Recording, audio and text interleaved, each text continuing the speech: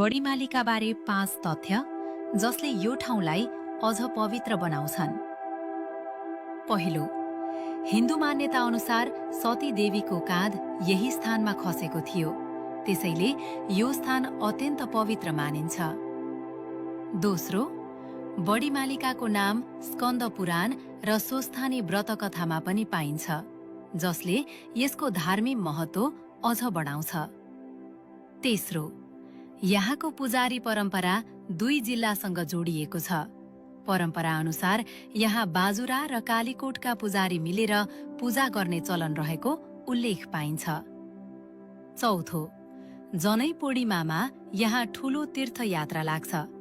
जनै पूर्णिमाको समयमा नेपाल र भारतबाट पनि हजारौं भक्तजन यहाँ पुग्छन्। र पाँचौं, नाटेश्वरी मन्दिरलाई बडीमालिकाकी दिदी मानिन्छ। स्थानीय धार्मिक विश्वास अनुसार बडीमालिका दर्शनपछि नाटेश्वरी मन्दिरमा पनि पूजा गर्ने चलन छ।